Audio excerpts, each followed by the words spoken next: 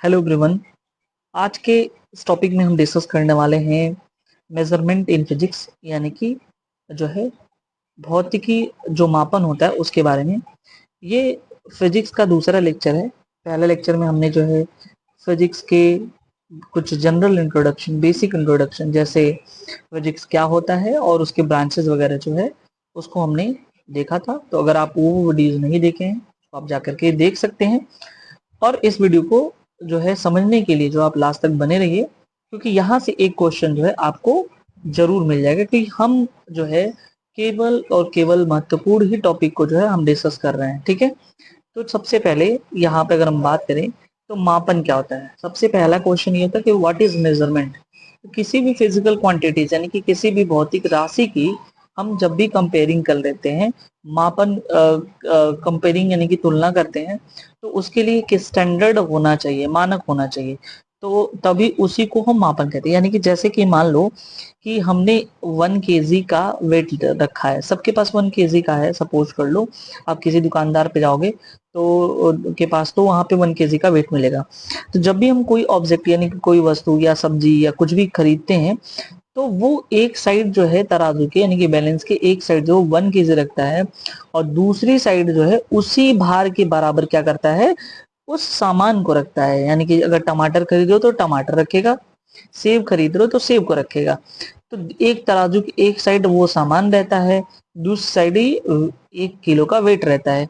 Actually में ये क्या करता है, इस वेट की तुलना करता है। यानी कि ये हमारा स्टैंडर्ड यूनिट है, ये हमारा स्टैंडर्ड है, मेजरमेंट है। हमने 1 किलो का एक बाट बना दिया, एक वेट बना दिया। अब इसी को स्टैंडर्ड मान करके हम कोई भी सामान बेच रहे हैं, तो हम उसकी तुलना कर रहे हैं। इतने के बराबर ही हम वो चीज, इतने ही वजन के बराबर वो चीज जो है हम किसी को दे रहे हैं, इसी को मापन कहते हैं। ठीक है, इसी को क्या कहते हैं, मापन कहते हैं।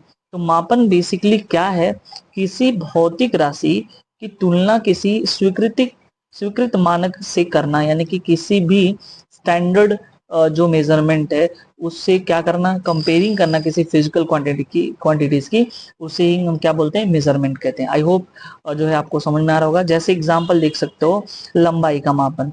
लंबाई का मापन जो मीटर से होता है, द्रव्यमान का मात्रक जो है किलोग्राम से होता है। ठीक है, ये सबको पता है। अब देखो कुछ जो है फिजिकल क्वांटिटीज हैं, जैसे भौतिक राशियां जिनको कहते हैं, वो दो प्रकार की होती हैं। ठीक है, दो प्रकार की होती हैं। एक तो पहले फंडामेंटल क्वांटिटीज, ठीक है, और दूसरा जो है जिसे डेरिवेटिव क्वांटिटीज कहते हैं। तो पहले फंडामेंटल क्वांटिटीज के बारे में जानते हैं, या इसे ही फंडामेंटल यूनिट भी कह सकते हैं। ठीक है, फंडामेंटल यूनिट यानी कि जो है मूल मात्रक भी कह सकते हैं उसको।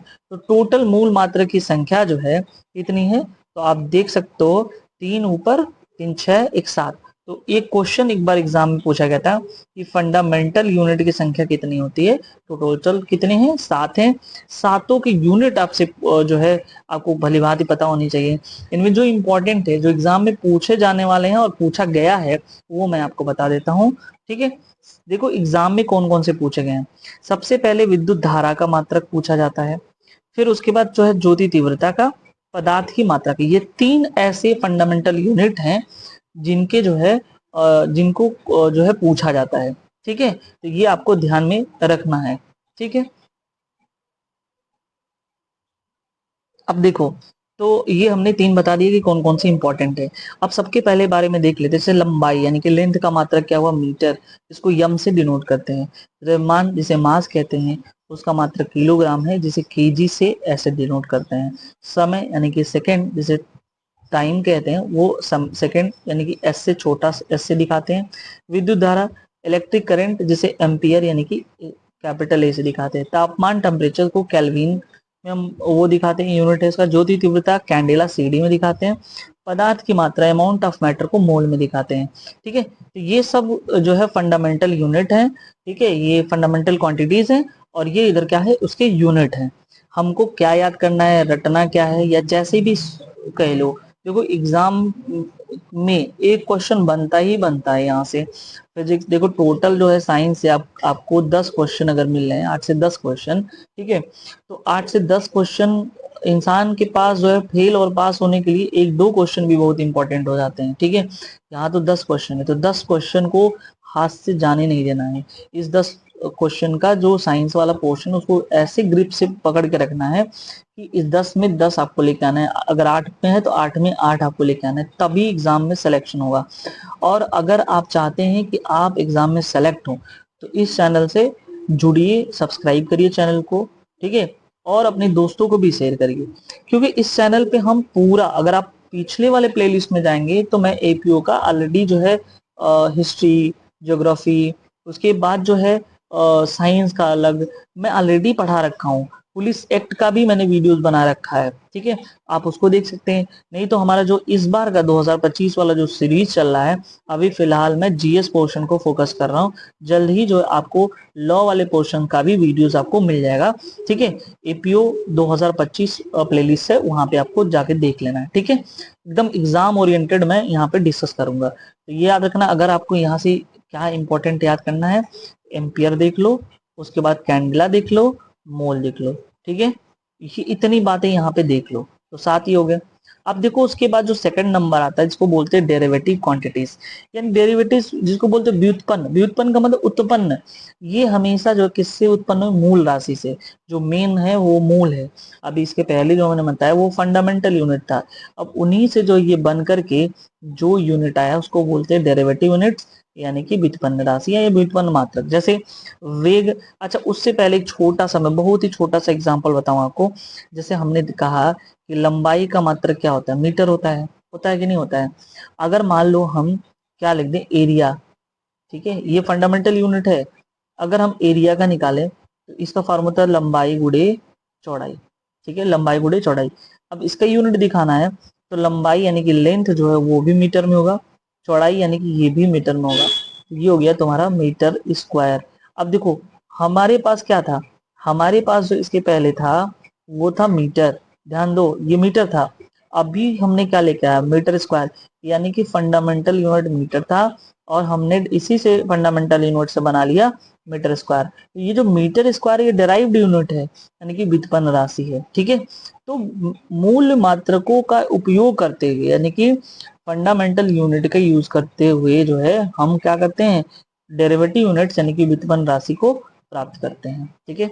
जैसे वेग अगर देख सकते हो तो ये मीटर प्रति सेकंड है। बताओ, मीटर भी फंडामेंटल है और सेकंड भी फंडामेंटल यूनिट है, दोनों यहाँ एक साथ हैं, ये डेरिवेटिव यूनिट हो जाएगा।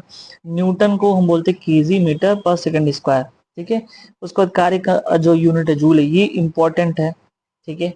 पावर का यूनिट जो है क्या है, वॉट है, जिसको जूल पर सेकंड कहते हैं। तो ये इंपॉर्टेंट है, ये है, और केजी मीटर पर सेकंड स्क्वायर, ये तीन यहाँ पे इंपॉर्टेंट है। कई बार एग्जाम में ये पूछा गया कि एक जूल पर सेकंड क्या होता है, तो ये हमेशा याद रखना, वो वॉट कहलाता है। और एक एचपी में, एक हॉर्स पावर में कितना वॉट होता है, ये भी क्वेश्चन पूछा गया है। तो 746 वॉट होता है, ठीक है, ये आपको पता होना चाहिए। अब हम आगे देखते हैं सिस्टम ऑफ यूनिट। देखो इसको यूनिट को समझने के लिए, ठीक है, तीन तरह की सिस्टम बनाई गई, ठीक है, जिसको मेजरमेंट कहते हो। तो अब यहाँ पे जो तीन तरह की सिस्टम कौन कौन सी बनाई गई, एक कहा गया सीजीएस सिस्टम, दूसरा एफटीएस सिस्टम, ठीक है, और तीसरा एमकेएस सिस्टम, ठीक है। ये तीन तरह के, और चौथा एक एसाइट सिस्टम, टोटल चार तरह के सिस्टम है, ठीक है। सबसे पहला सीजीएस सिस्टम देखते हैं। सीजीएस सिस्टम में जो लेंथ होगा, लंबाई होगी सेंटीमीटर में होगी, जो वजन होगा, वेट होगा ग्राम में होगा, और समय जो है सेकंड में होगा, ठीक है। एफपीएस सिस्टम में जो लेंथ होगा फुट में होगा, वजन पाउंड में होगा, और समय सेकंड में होगा। एमकेएस सिस्टम में क्या होता है, लेंथ जो है मीटर में होगा, वजन किलोग्राम में होगा, और टाइम जो है सेकंड में होगा। उसके बाद फाइनली जो है आता है ये चौथा number, SI system, international system, जिसे आधुनिक का सबसे अधिक प्रयुक्त बोलते हैं। तो अभी जो भी हम लोग यूज करते हैं वो एसआई यूनिट ही करते हैं, ठीक है। ये टोटल जो है कितने जो है यहाँ पे डिवाइड हो गए हैं, टोटल 4 सेक्शन में डिवाइड हो गए हैं। तो हमारे लिए इम्पोर्टेंट क्या है, हमारे लिए यहाँ पे इम्पोर्टेंट है कि यूनिट क्या होता है। तो मैंने बता दिया कि यूनिट में आपको क्या पढ़ना है, फंडामेंटल यूनिट, और उसमें डेरिवेटिव यूनिट में इम्पोर्टेंट क्या है, ये मैंने बता दिया। आई होप ये वीडियो आपने एंजॉय किया होगा। मिलते हैं नेक्स्ट वीडियो में नेक्स्ट टॉपिक के साथ। Thank you so much.